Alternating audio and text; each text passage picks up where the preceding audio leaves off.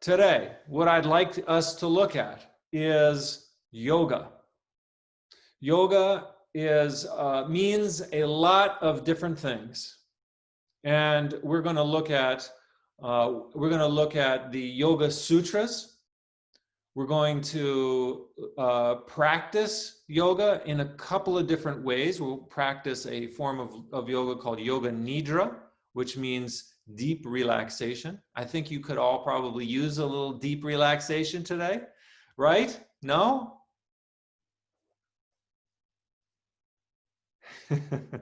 Well, you think about that. And let's see. Then we will also look at Hinduism as it has been transmitted from India to the United States. So that's the plan for today. We'll see what we get done, but that's the plan. So first thing, let me share my screen, and please let me know if you're having any trouble seeing things as we go here or hearing things. All right, so here's our video. Let's see, hopefully I'm gonna try to link this up. So this particular video is actually, this is a look into the future of our class in the present moment. So we're gonna take a quick visit to a Hindu temple, and this was recorded, hopefully this all works, but through a CNN video. Let's see if this works for us. Are you all seeing this?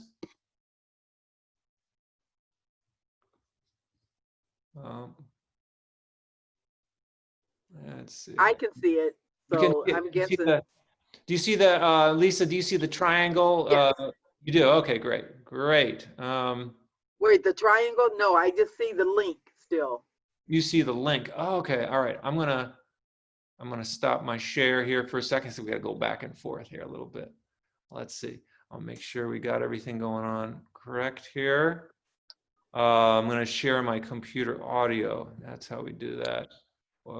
Share computer sound, yes. All right, and then here we go. We're gonna do a different screen. Y'all see that?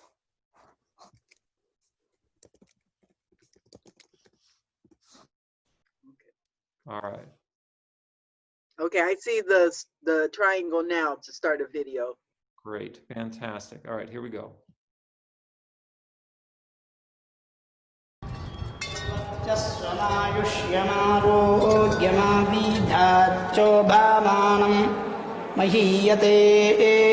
The Hindu temple is a place for Hindus to come and worship. Within the temple, you will see so many deities or gods. This is a unique temple because it has many gods, but in India, every temple is dedicated to one particular god. We have a wide variety of congregation, and each one of them says, I want this god or I want that god. We have been able to accommodate a number of gods. The statues here, according to the Hindus who come here, are really not just stone. There is a spark of God right there. The offering is made to the god, their own particular god, and the priest makes a prayer, and the food is blessed by the Lord. The priests are all men here. They stay here with their wife and children. They have gone through 10 to 15 years of training on the methodology of prayer. Govinda, Govinda.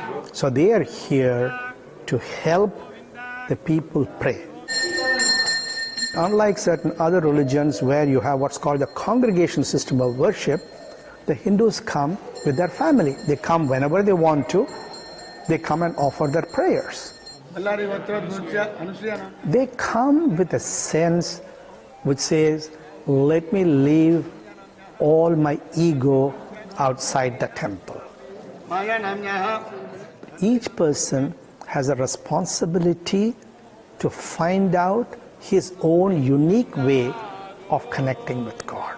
You have a responsibility. And I want to show here There's nobody telling people what to do. You're completely free. You come here, feel the God, and go away.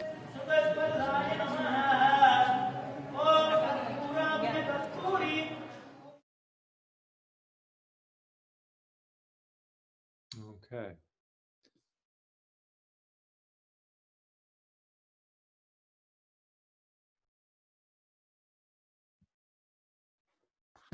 All right. What I love about that video is what he says there about we each have a, as far as Hindus, we each have a responsibility to find God in our own unique way and to connect with God in our own unique way. So there are many gods, but instead of God choosing you, right, like it talks about in the Bible, the Jews being God's chosen people, God chooses us.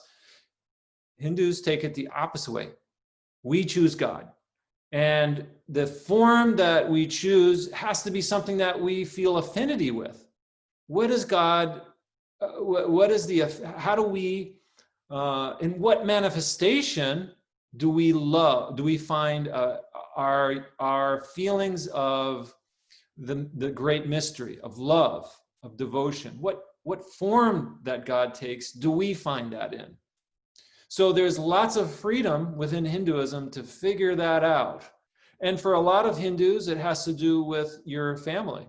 Whatever form of the deity your family for generations has chosen. Maybe you're Shaivites that worship Shiva, or Vaishnavites that worship worship Vishnu.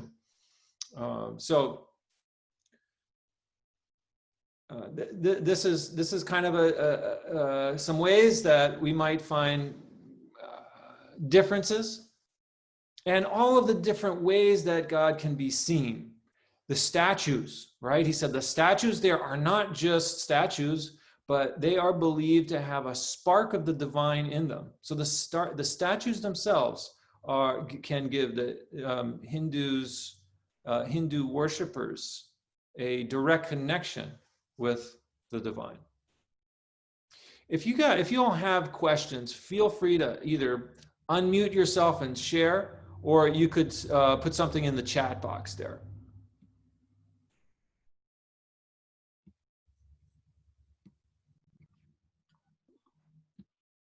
Okay, so today we're going to look at yoga, and I want to give you if you check out this timeline, see yoga from get the context of when we start to see yoga show up in Indian literature. And this yoga needs to be put in the bigger context of the video that we just saw.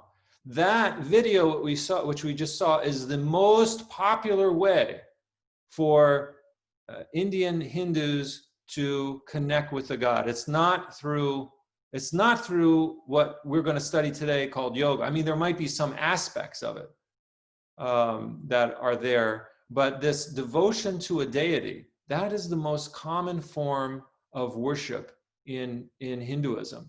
But we're going to look at today a particular branch within Hinduism called yoga.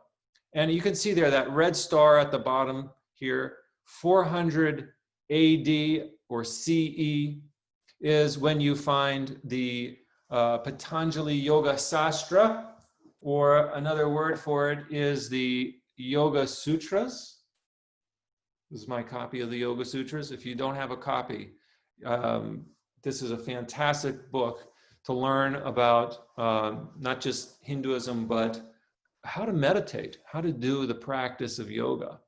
But let's look at all these things that I mentioned earlier about the Indus Valley civilization and the seals that are there, right? That's the earliest part of Hinduism. Then we go into the Vedas, right? The sacrifice, the external sacrifices. And we have also at the foot of the Vedas is the Upanishads, Upanishads literally means at the foot of a teacher. And they are known as Vedanta, the end of the Vedas, Vedanta. Okay, that begins around this time, 700 BC. These are the wisdom texts within Hinduism. The Mahabharata is a very important story. It's the longest epic poem in the world. And within it is the Bhagavad Gita, here, this light blue. The Bhagavad Gita is it's a fairly short part of the Mahabharata. And in it, it's a story of how to find union with God. For a warrior, how a warrior, somebody who's a fighter, somebody who has to go to war, how does that warrior find union with God? It's a somewhat controversial, there's nothing controversial about it. But the idea of a just war is a controversial topic, I think, in today's world. However, there's the reality of being in war, whether that war is a literal war or a symbolic war, right? You have I'm thinking of Islam, the idea of jihad. The jihad is both there's the lower jihad, that external war to defend one's faith. There's also the greater jihad, which is the internal war to renounce one's ego, to connect with Allah, right? And so in that sense, you also have here comes the Bhagavad Gita, which means the song of the Lord. Here's the story where Krishna, the incarnation of the god Vishnu, comes down. He has a blue skin body, and he is giving Arjuna, a warrior, instructions for battle, how to fight. And it's a very powerful story.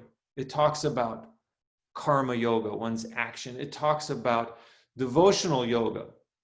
It talks about meditation, right? It talks about wisdom yoga, all of these things. So, and then also at this time in Indian literature, you also, which we're going to study soon, is Buddhism. That's next.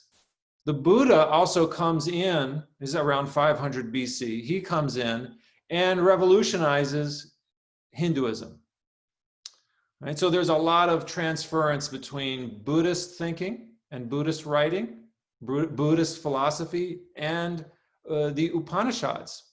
Right? They overlap. Look at there's overlap here. And the Yoga Sutras are also, there are some ideas that they were influenced or inspired by Buddhist teachings. So what are the Yoga Sutras? That's what we're going to look at now. What are the Yoga Sutras? So when we think of yoga, we generally think of hatha yoga, which is yoga that you would find, say, in a yoga studio or a gym, where people are doing downward dog or standing on their head, right? These are all wonderful things. I practice hatha yoga personally, and I find it a wonderful practice.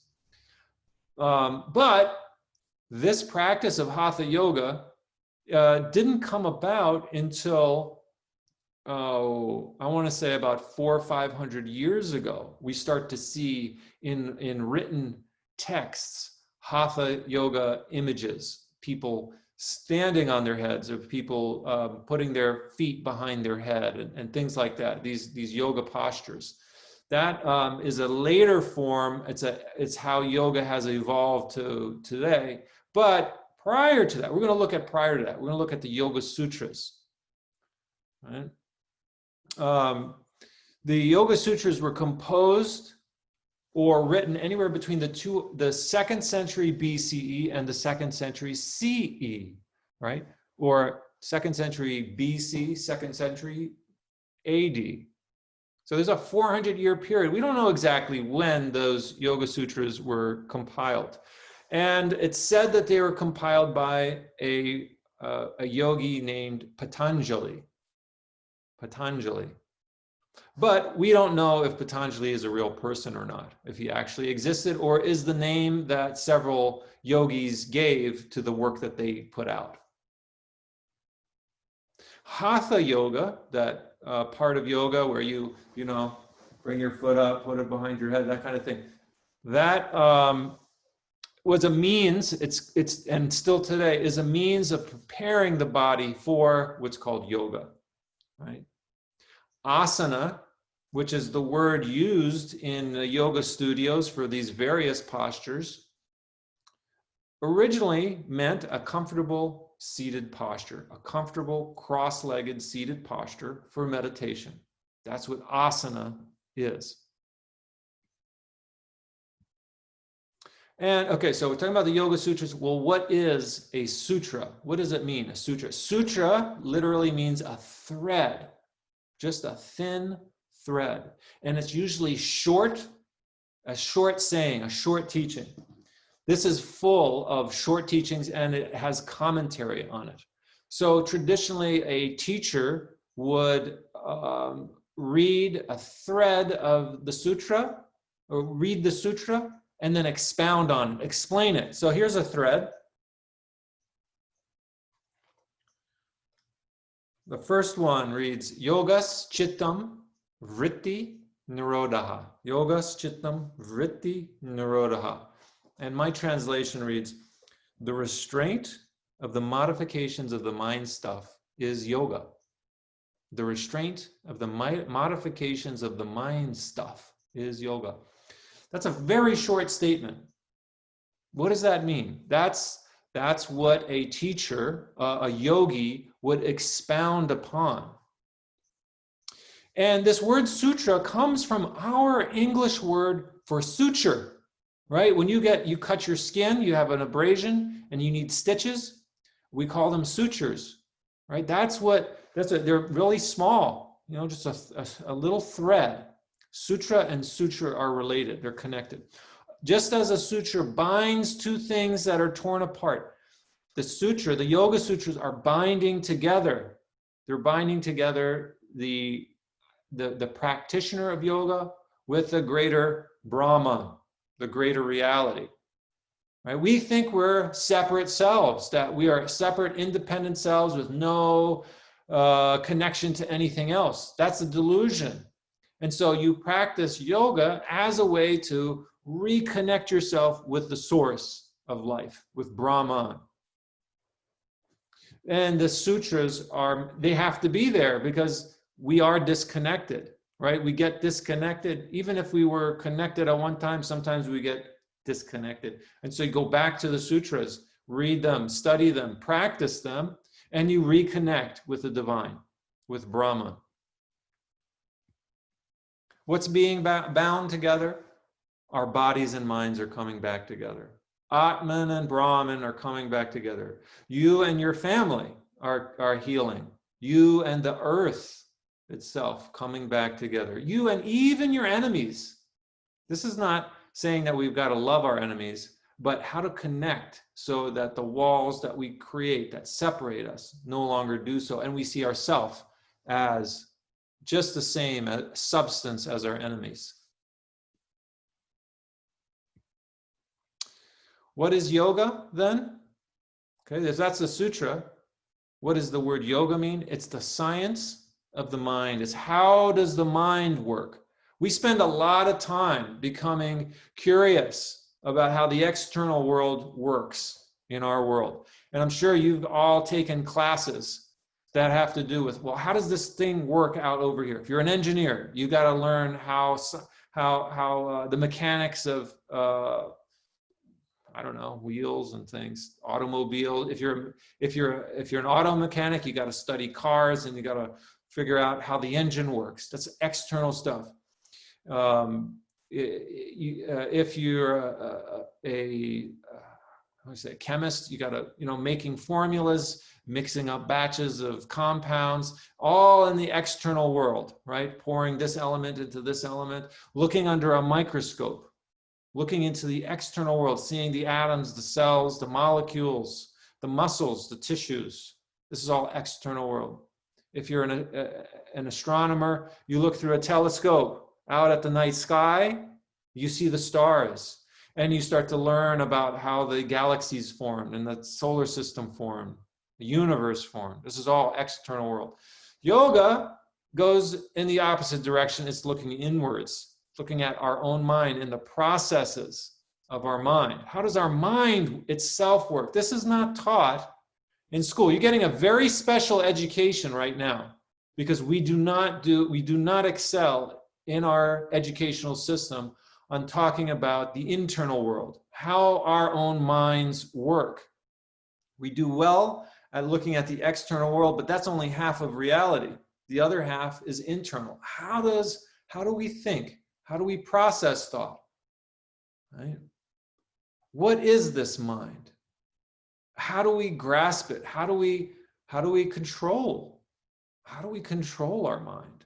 We know how to control, we think we know how to control the external world, but do we? So Patanjali, he systemized these teachings that have been around in the Indian subcontinent for probably hundreds of years. He put them all together into, I want to say some about 200 verses, 200 sutras, these short sayings. All right. So some things to keep in mind about the Yoga Sutras is that here, this third one here, it's characterized by broad-mindedness. You can't have a broader mind than is found within the Yoga Sutras. It just explodes your. There's no room here for saying this is the only way. This is the only way to God.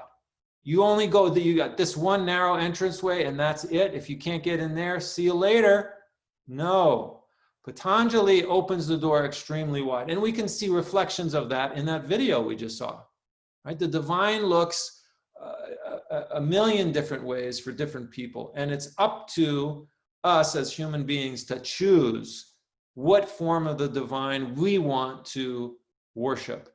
Because any form we choose will take us to the big divine, the big God, right? The Brahman.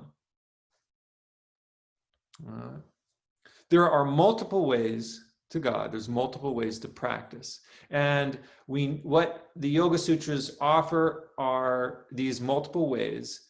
And our job is to find what works for us. Our job is to find what of these sutras works for us. The sutras are a roadmap for how to deal with life's challenges, loss, pain, dissatisfaction, loneliness. Aren't these things that we all experience? It also describes how to cultivate joy, health, happiness, fulfillment. Don't we want those things too in life? Yoga's chitta, vritti, nirodhah, just rolls right off the tongue. The restraint of the modifications of the mind stuff is yoga. That's the second verse of all of these sutras. That's the second one. The restraint. How do you restrain the mind? Why does the mind need to be restrained? Because it's like a wild monkey climbing here and there in the trees, shaking it, and we got all these things coming into our senses, colors, right? Things move quickly. You look on a TV screen or a movie and it's lots of sounds coming in. This distracts us. This distracts us from seeing our insides, from seeing the way the mind works. When the mind is directed outwards, it grabs onto images and sounds and takes that as the only reality that there is. And the mind loses sight that there's an inner reality as well. When the mind is calm and steady, we know our true nature. That's the third sutra, 1.3. When the mind is steady and calm, we know our true nature. That's our true nature, is a steady and calm mind. How about that? An agitated mind, according to the Yoga Sutras, is not our true nature. In other words, there's more to you than anxiety. There's more to you than depression. Right? It's not saying that, it's not to make you feel ashamed or guilty for having these things, having these kind of difficult emotions to work with, such as anxiety. It's not saying that. It's recognizing that that's the human condition, that we do have anxieties, right? We get ill and we have fears. I have them. I get afraid. Am I going to be afraid when, as the world changes? Do I have fears? Absolutely. I have fears about the future. The Yoga Sutras give us some ways that we can calm and steady our mind, make our mind calm and steady, because that's also who we are. And in fact, the sutras say that's our true nature. That's our true nature. And it gives us instruction, detailed instruction on how to get there. Take a moment here. Let's do this. Let's do a practice here. Take a moment to list as many words as you can think of that describe and define you. If I were to ask you, who are you? And just write them into the chat. Just kind of, let's put it in the chat there. See what kinds of words that you can come up with. Share with everybody. Who are you? Where's the chat? Good question. So the chat is, look at the bottom of your screen. Okay. Oh, And I see it. you see it? Yeah, just click on that.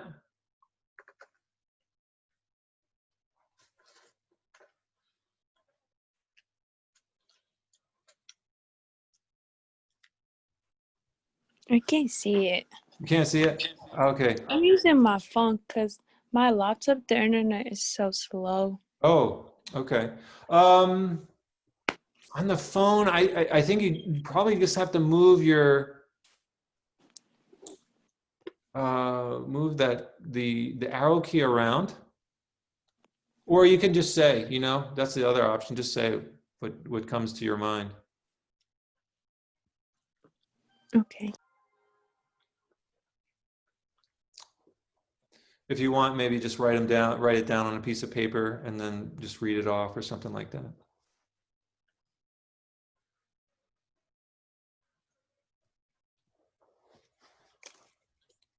So I'm just going to type in a word.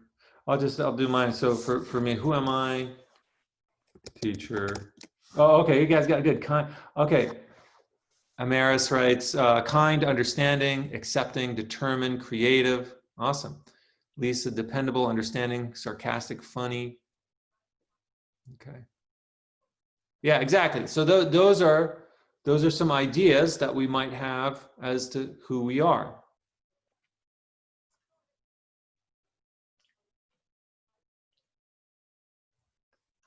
Kaya is outgoing, caring, funny, accepting. Okay.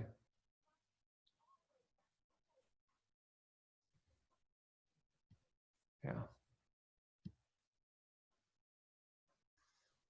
Okay. So these are our ideas of who we are. I actually put my role down as a teacher, right? My role right now is as a teacher. And perhaps you would say that if I were to ask you who you are, you could also say you're a student, right? You're in that role. It's just the roles that we're playing right now. We often confuse what our role is with our true self. We think that our true self, in my case, is that I'm a teacher. We can also say that, though, with some of the attributes that you describe for yourself: understanding, compassionate, accepting. These are ideas about who we are as well, but they're not necessarily the true self.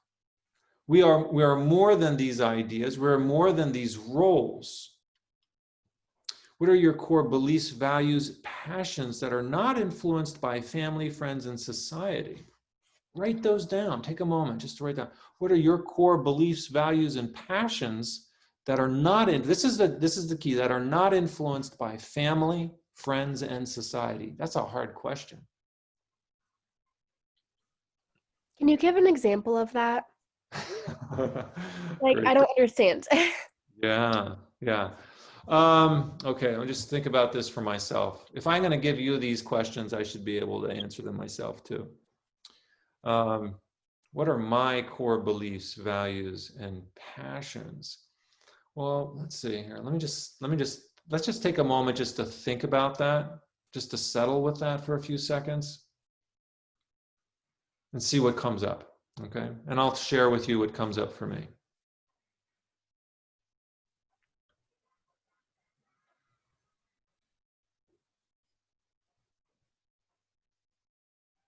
Okay, so something that just came up for me, one of my passions is to love life. That's a passion, right? I feel passionate about enjoying life, enjoying existence. To be honest with you, that's probably been influenced a lot by my family, my friends, and my society. I don't know if there are things that we have, beliefs, values, and passions that have not been influenced by family, friends, and society. I think almost And it could everything be, that, yeah, go ahead. sorry, it could almost be by the way that we're taught here versus the way that the Hindus are taught, because we are taught everything is external. Somebody guides you. This is blue. This is red. The sky is up. The ground is down. So somebody guides you. So I don't know what we have not been guided to here in our culture that we would come to on our own. Now, we may not be 100% like our family, but we still, because of our experiences with our family, have whatever belief because of the family. Right. I don't know that I'm totally lost. I have absolutely no idea how to do that. Lisa, you are putting your finger on the button that I want to express here. So here's another example, just personal example from my own life. I was taught that God exists. That's just an assumption. I wasn't even taught that God exists. It's assumed there is a God. And when I got to be college age, I started to question that. I questioned, what is God? Does God really exist? And if not, who am I?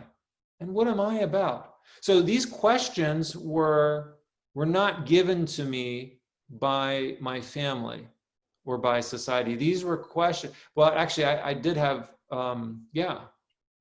I started to question them because I started to read other material and to listen to what other teachers were sharing. But it made me question who I am and what I'm about. And when I met my Zen teacher, I asked her some of these questions. I said, who am I? What am I about? And she said, that's your question.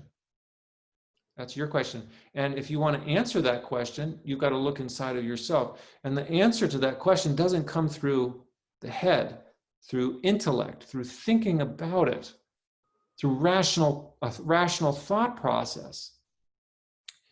It's more like the case of a chicken sitting on an egg, right? Just sits there, and the chicken doesn't decide when the egg is going to break and the life's going to come out of that egg.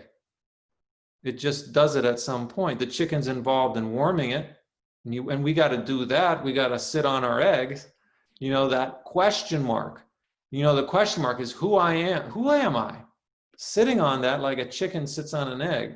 And what hatches from that is not what that's not going to be something that we can understand rationally.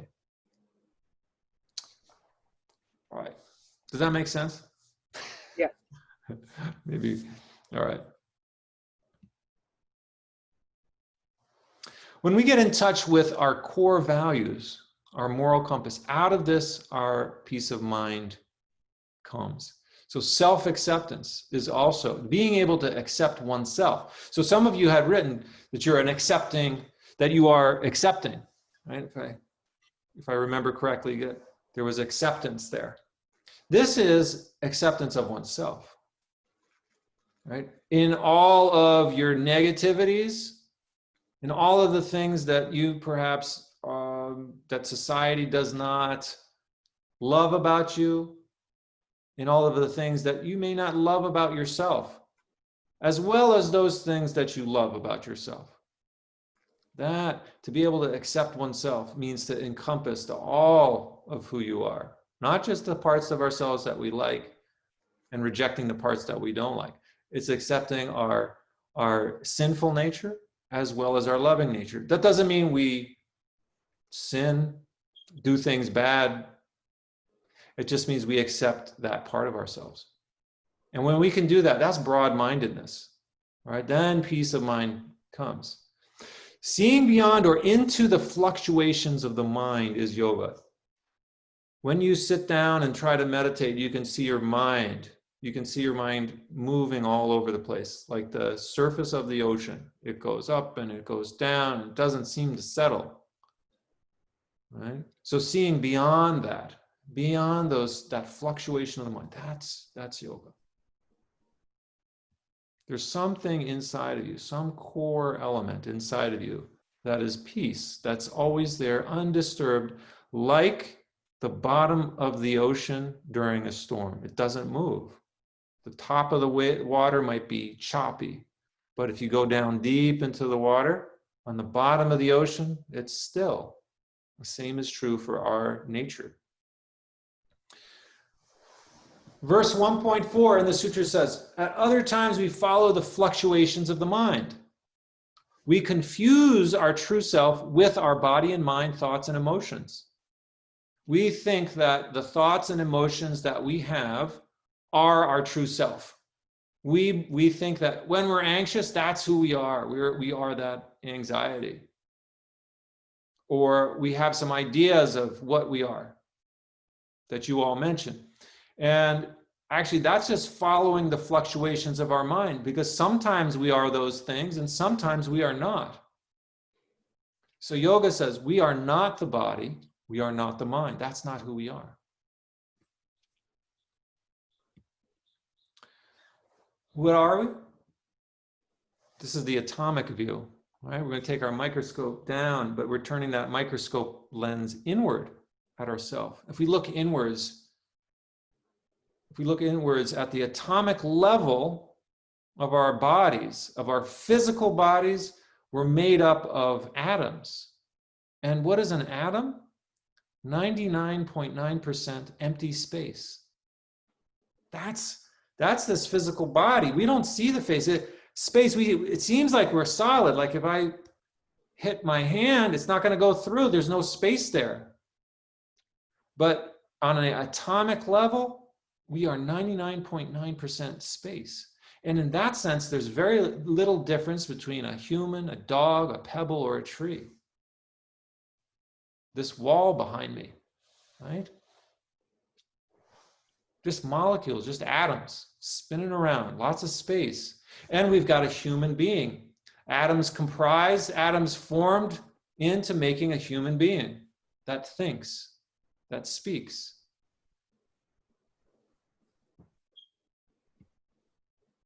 Okay.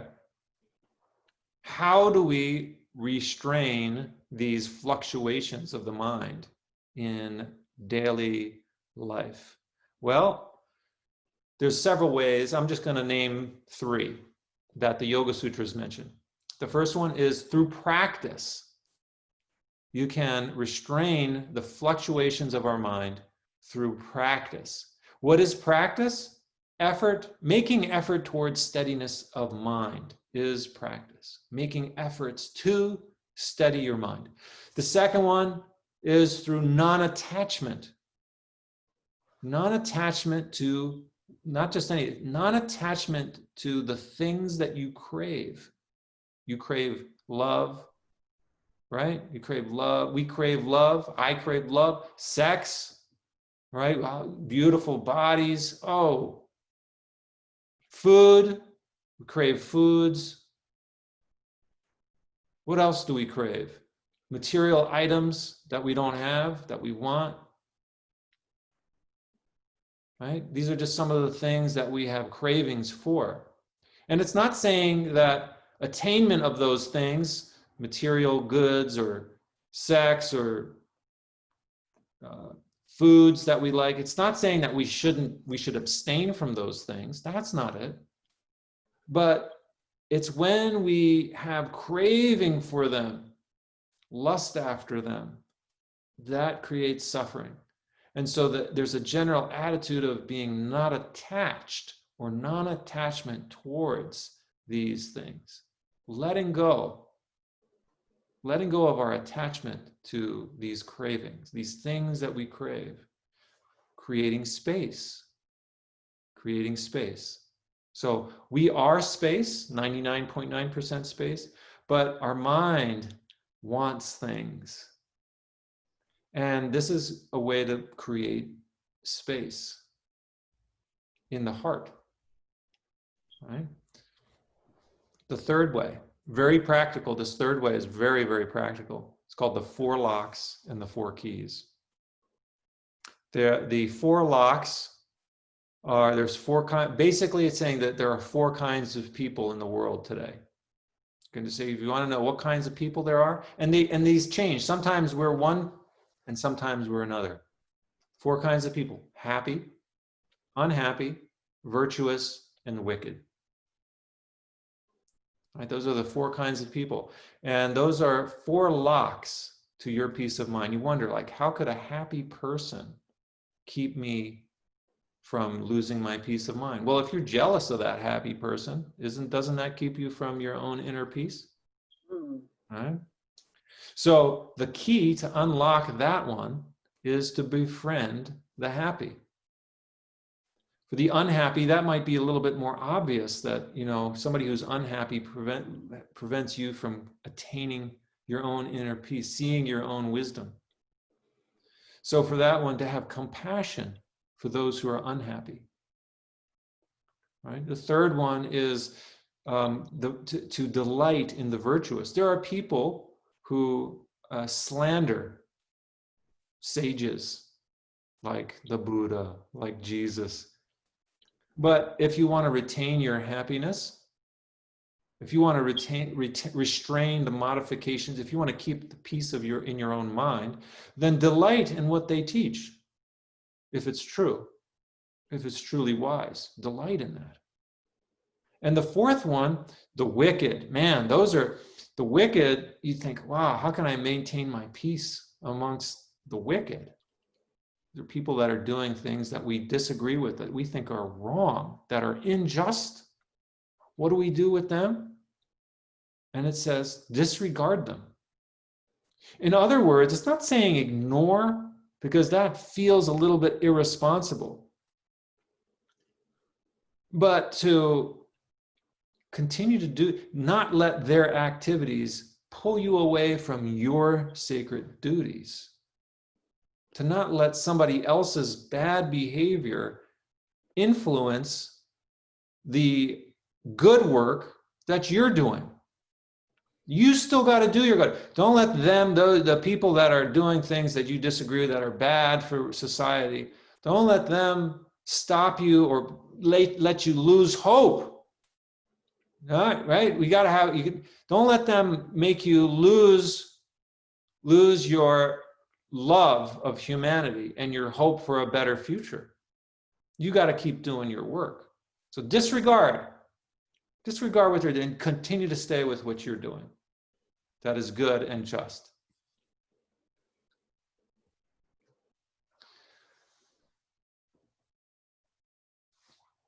How do we do this throughout the day? Right? What practices, you might know, you might have some insight into this already. You don't have to write this down, but I just want to plant the seed for you. What practices help you to steady your mind? Because this isn't limited to meditation. No way. Right? What helps? What practices that you do? I mean, it could be prayer. If you believe in Jesus, to pray to Jesus. Right? The Yoga Sutras talk about this, actually. They include this. Let's see. Let me see if I can find it.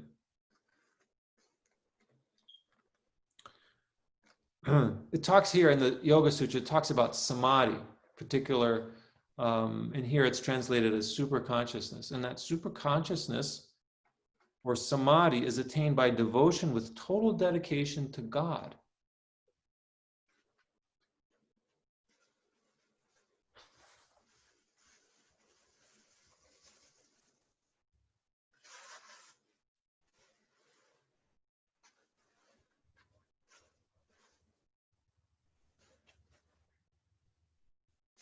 There's one here. Here, concentration or ending those fluctuations or seeing through the fluctuations of mind can be, there's so many here. I'll just read a few of them to you. How do we do it? How do we do it? One of them is what I just mentioned, called the 4 locks and the 4 keys, right? Befriend the happy, delight in the virtuous, disregard the wicked, etc. Or that calm is retained by the controlled exhalation or retention of the breath. So by controlling your breathing, how long you exhale, how long you inhale, or slowing the breath down, you can retain your calm. Or the concentration on subtle sense perceptions can cause steadiness of mind. Subtle sense perceptions. Let's just take a moment here. Let's practice this, and you can find out for yourself what practices help to steady your mind. Let's do that with the breath. Just take a moment, maybe look away from the screen, close your eyes for a second if you want to, and notice the breath. See if you can just kind of notice your breathing. Watch your breath as you exhale. Watch it go all the way out. Watch it stop and turn around and come back in. And do the reverse, going back out.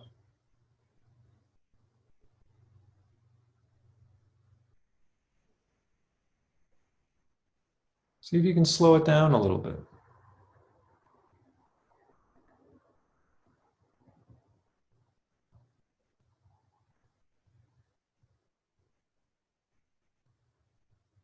All right, that's one way. The other way is through noticing subtle sense perception. So you can close your eyes or keep them open. Take a moment to notice any sensations in your feet. Maybe wiggle your toes a little bit. Jiggle your body a little bit. Notice any subtle sensations. Maybe the feeling of your clothes against your skin.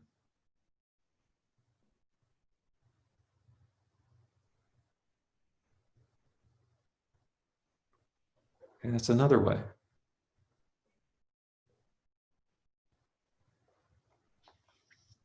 Or by concentrating on the supreme ever blissful light within. Let's take a moment to do that. Just look at you can imagine light within inside of you. Close your eyes.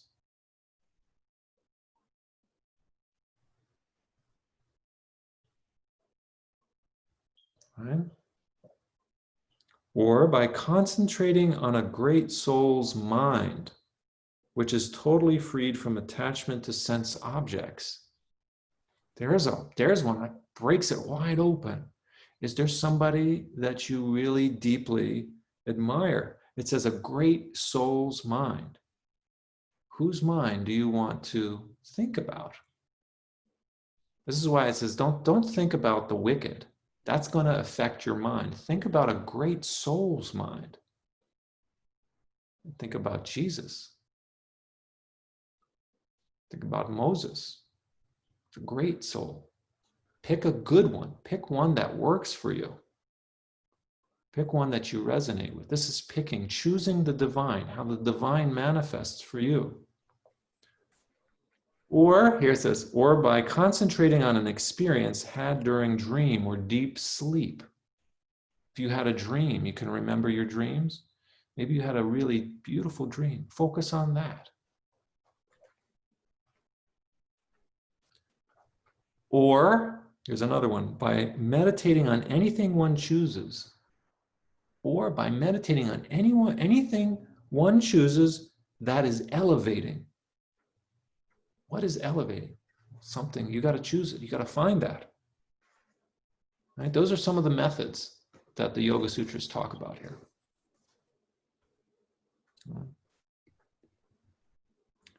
Okay, I'm going to keep going here. So let's take a moment and practice another another practice we can do, let's see, we're time.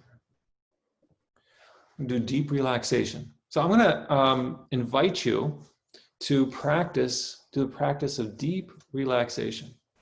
Okay, we're going to go through what's called the 5 koshas. So take a moment to just lay down. Or you could do this in a chair if you prefer not to lay down. But if you like, lay down on your back. You can, on a floor or on a couch or something. Close your eyes. If you want, you could have your eyes open. If you want to just observe what I'm doing and not do this, that's fine too. But this is an opportunity for you to practice something that's within the Yoga Sutra, that's within yoga. And after we do this practice, we can kind of think about it a little bit more. Okay, so take a moment to make fists with your hands. Squeeze them really tight. Squeeze your arms as tight as you can and release. Let them drop. And do that with your legs. Take a breath in. Hold your breath in. Squeeze your right and left legs together simultaneously. Squeeze and release. Let your breath out. Take a deep breath into your abdomen. Hold it. Open your mouth, let the air gush out.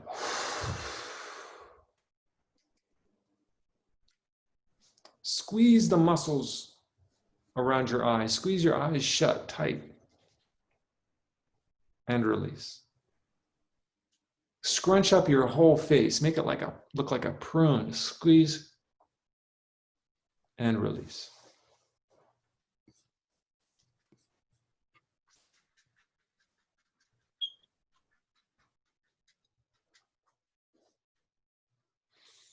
Okay, so see if you can find a still position in which to be. See if you can find a still position, wherever your arms are, your legs are. See if you can keep them still for a few moments. Soften the muscles around your feet, around your ankles, your calves, and your knees. Soften the muscles above your knees, between your knees and your hips. Disengage the muscles throughout your legs. Just allow them to rest for the moment. Disengage the muscles in your hands, fingers, arms, shoulders, back. The muscles around your eyes, let them soften. The muscles around your core, your abdomen.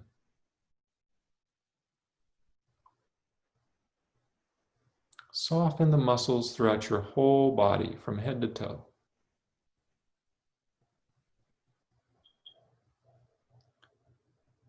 Now bring in awareness your breathing. Notice your breath like a witness, coming and going. Breathing in and breathing out. Just watch your breath like a witness, an observer from the outside.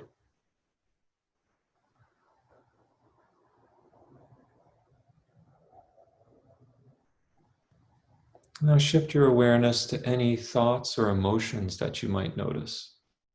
Watch them too, like an observer, like a witness.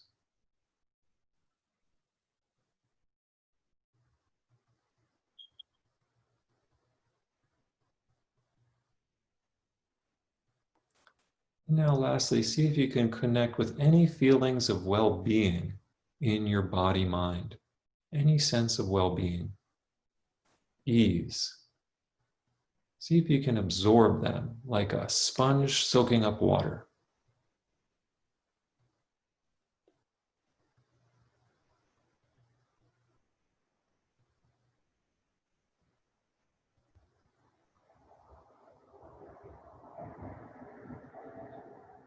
All right.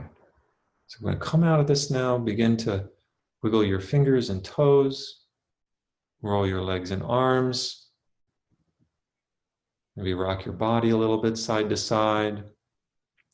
If you're lying down, make your way back up to seated. All right. So I want to just invite opportunity for you all to share anything that, if you want, in the chat box, or just to speak openly about that experience for you. And whatever you experience doesn't have to be, maybe it was really not pleasant for you, or maybe it was very pleasant, right? Whatever your experience was is really secondary, just to share what it was. I think the part that surprised me the most was you said make your face into a prune. And I had several parts of my face that actually hurt as if I've never used those muscles before. That surprised me. So you got some muscles in your face you didn't even recognize. Right. Yeah. Well, after my husband passed, the kids are gone and the grandkids, everybody's in college and everything. So if my great grandson isn't here, it's just the animals and I. So they don't talk too much. So I don't talk to them very much either, except come to get your food. That's great.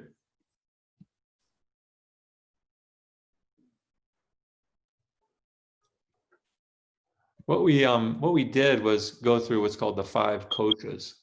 These are 5, they're considered 5 bodies. So this is one system within Hinduism. The 5 bodies. If you can, let's see if I have a better image here. This image is okay, but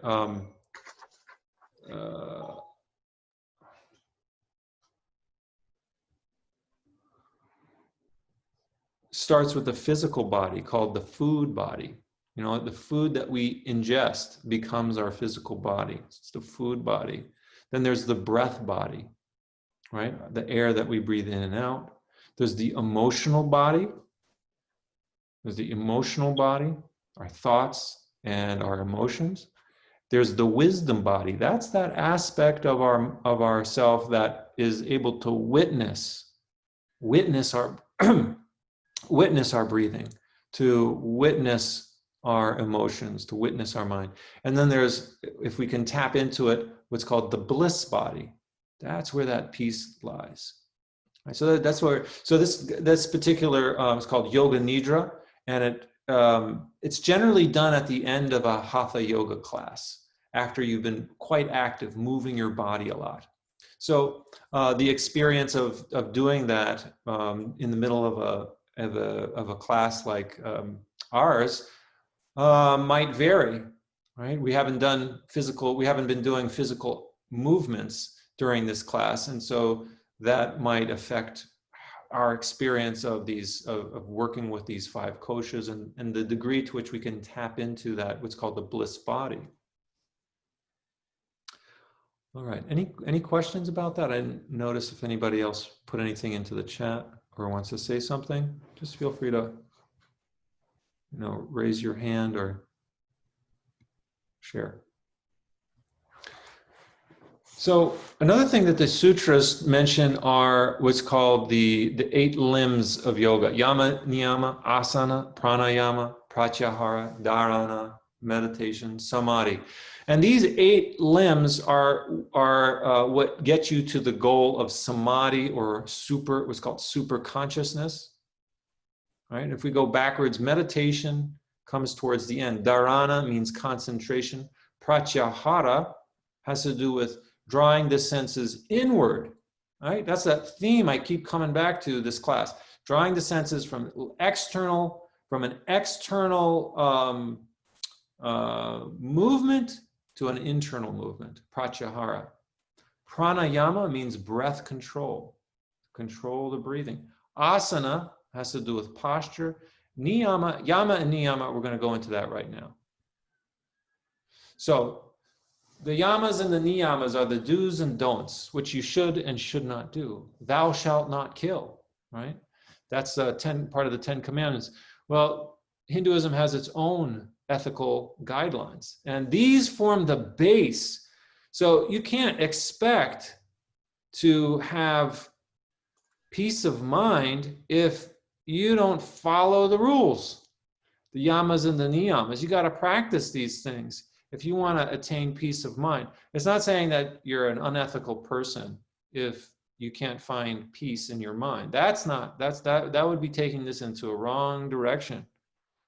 But it is saying that if we follow these do's and don'ts, we are going to move in the direction of peace of mind and the ending of suffering. Look at some of these. These are all important things. If everybody practiced this, no doubt we would live in a just society. As it is, we don't. We do harm people. We do harm ourselves. Right? Anytime you take in intoxicants to your body, you're harming yourself. Cigarette smoke, alcohol, drugs, certain foods, even certain things that we watch on TV, violent programs and things like that. Things of a sexual nature can be really alluring, but at the same time can harm actually the way that we think. Right? So there's these 5. These are for a person to practice, to not harm, to not lie, to not steal. To practice brahmacharya means the conservation of sexual energy. And aparigraha is non-greed, to not take what's not given. These are hard things to practice. If you're really honest with yourself, it's very hard to do these things. What should be practiced? So let me go back a second. These are to be practiced in your relationship with other people. Okay, to not harm others, to not lie, to not steal. There may be occasions where harming somebody might be appropriate. If that person is doing something that is harming others, maybe you need to do something to stop that person. That would be a form of non-harming, right? Because you're stopping the harm that person is doing, right? To not lie, to not steal, okay, etc. These are for relationships between people, plants, animals, and the earth itself. This is for oneself. The niyamas, the do's. Do, purify your mind. Practice contentment. Practice tapas. Tapas means accepting but not causing pain. That's a hard one. We're not going to go into details on that right now, but if you have questions about that, what does that mean? Svadhyaya, self-study, contemplation. And this last one, here it is, devotion to God, Ishvara Pranidhana, devotion to God. Right? Those are things to practice. Now, God here, keep in mind, God here doesn't mean the monotheistic God of Judaism, Christianity, and Islam. It's not the same thing that we're talking about here. There's not the same like, do this or God's going to punish you if you don't. Right? It's a little bit different from that. Do these things because that will help you to attain peace of mind and connect with God. So if you want, there's a prescribed path here. If you want to get to God, nobody's there except you punish, there's no, karma is what does the punishing, cause and effect. God's not looking down at you and saying, you better do this or I'm going to come after you, you're going to go to hell. That's not what's going to happen here. By practicing these yamas and niyamas, we get closer to God. It's as simple as that. By practicing these things, that's what brings us closer to divinity. And God is there as well, but not this kind of brimstone hellfire. Here's where the body comes into the game. Our posture affects the way that we feel and think. Look at these two different look at these ways of sitting. The way the spine is curved there. This is creating a lot of tension in the body. It might feel comfortable, but This is the way the spine is meant to be. Look at that beautiful S curve. For meditation posture, look at the alignment. That straight line coming right through the middle of the forehead, the nose, down through the center of the body. Not leaning one way or the other, straight up and down. Another form of posture or asana. Pranayama means breath control. In this particular image, this man is practicing what's called alternate nostril breathing, breathing out one nostril, breathing in that same nostril, and then breathing out the other nostril. And closing off the nostril with one finger. And then switching to the other side. This is said to purify the mind. Sense withdrawal. Dharana, concentration, right? To practice concentration. Concentration means to fix your mind on one point. Meditation means to continue to fix your mind on one point through time. All right, so it's one thing to focus on one point, say your breath, or say subtle sensation in your body, but that it also requires meditation, which means to continue to bring your mind back again and again. Every time it wanders off, because that's what the mind likes to do. The mind likes to wander off, and then we got to corral it back in, bring it back in, right? Let it come back in, focus again. And then the last one is samadhi, or complete absorption into the divine. This is, I don't want to describe that here, because there is no description for it that would be adequate, right? There's these 7 steps that lead up to it. And what samadhi is, that's beyond me to describe. This is known as the practice of Raja Yoga. All right, this is Raja Yoga, or the science of yoga. Okay, now we're going to switch. Let me go back just a sec, just to see if there's any questions or clarifications that are needed here.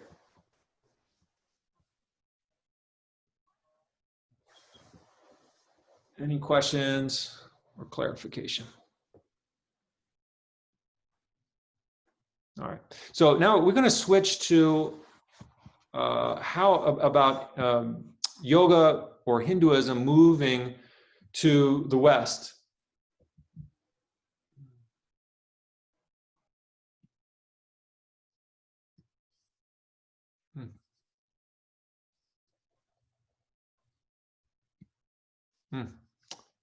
Some reason I lost my...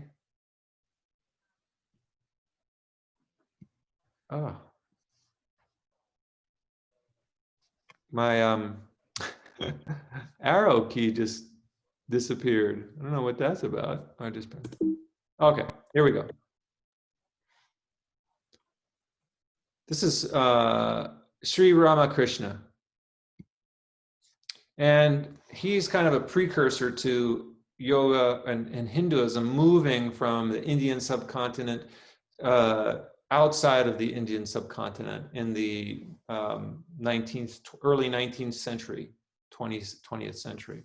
He writes, "Do not care for doctrines, do not care for dogmas or sects or churches or temples. They count for little compared with the essence of existence in each person,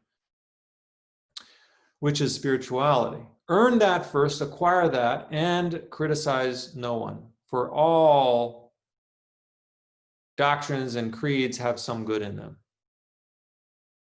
All dogmas, doctrines, and creeds have some good in them. All right? So this is kind of the forefather. He was a teacher. There's that little arrow thing. He was a teacher of this guy. Swami Vivekananda comes to the United States the turn of the 19th century. And he is a huge hit at the Parliament of World Religions. This is the first time all of these different religions gathered together in, I want to say it was like 1891 in Chicago. And he speaks, and he has an incredible audience, and people follow him. he starts to teach about Hinduism, and he becomes popular. He teaches around the area of Hollywood, California, and so lots of activity he did during his life. He lived a short life though, and we're so lucky to have preserved actually part of his speech from the Parliament of World Religions. So look at his years. He only lives about 40 years, 1863 to 1902. He dies at the age of 39. He's a student of Ramakrishna, who we just saw. He develops what's called the Vedanta Society. Remember, Vedanta means Veda's end, and it's referring to the Upanishads, which we spoke about in a previous class. He brings Hinduism outside of India, right? And he attracts a very large following of Americans. He wrote, "What we want is neither happiness nor misery. Both make us forget our true nature. Both are chains. One iron, one gold. Behind both is the Atman, who knows neither happiness nor misery. These are states, and states must ever change. But the nature of the soul is bliss, peace, unchanging." These are some pretty powerful words, pretty powerful statements. So let's look at this. This is an audio from the 1893, September 11th, no less. September 11th, 1893. Listen to the words that he speaks here. They are so powerful, so diametrically opposed to the kind of religious discrimination we see and experience today. And this was said in 1893, over 100 years ago, on a very ominous date, September 11th. Now, keep in mind let's see. Oh, this is anticlimactic. I'm gonna stop share. The words from this video are kind of, there's a lot of static because it was recorded over 100 years ago. But what I'm gonna do is, let's see if I can, there. Here we go. Bear with me, folks. Bear with me. We're going to go to YouTube and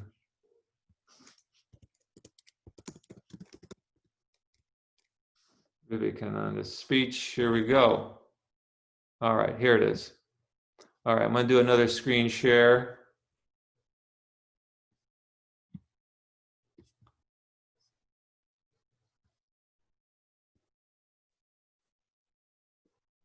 You guys are so patient. Thank you. Here we go. Ladies and gentlemen, welcome to the afternoon session of the opening day today, the 11th of September, 1893. We now introduce you to Swami Vivekananda from India and request him to address us. Swami Vivekananda. Sisters and brothers of America,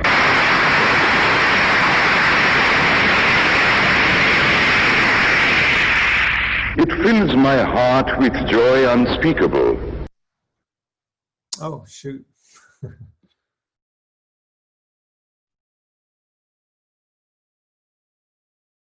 Sorry about that. Let's continue. To rise in response to the warm and cordial welcome which you have given us. I thank you in the name of the most ancient order of monks in the world. I thank you in the name of the mother of religions. And I thank you in the name of the millions and millions of Hindu people of all classes and sects.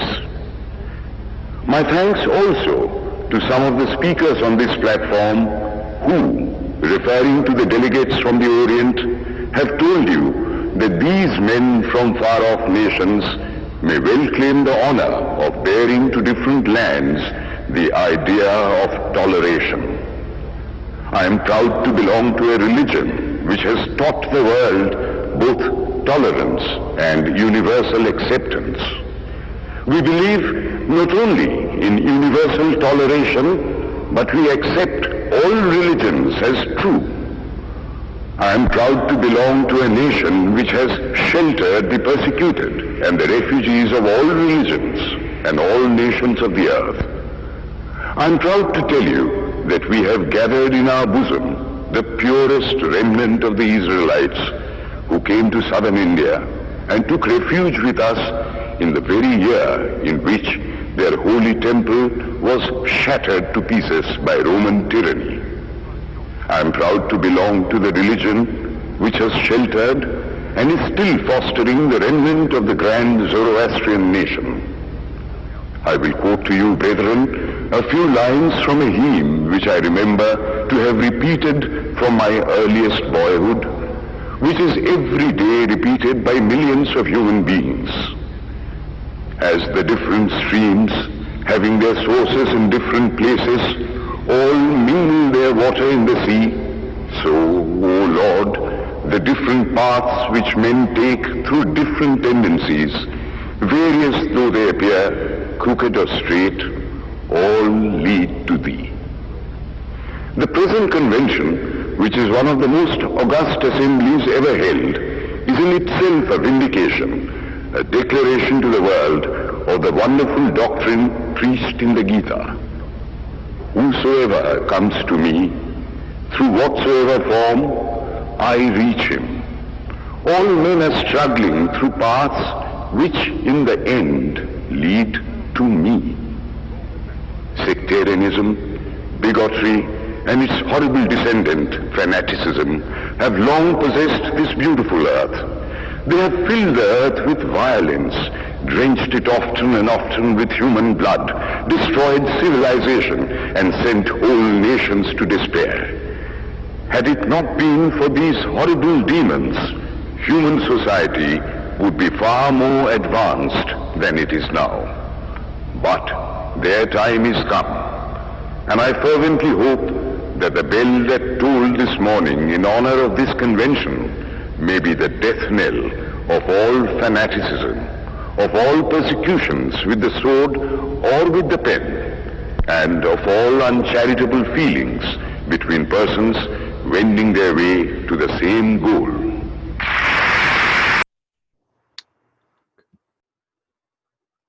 I don't know about you, but when I hear his voice, it's so powerful, such a resonating voice. And what does he preach over 100 years ago? The end to discrimination, the end to fanaticism on September 11th. All right. So this is part of how yoga and Hinduism makes its way to the West.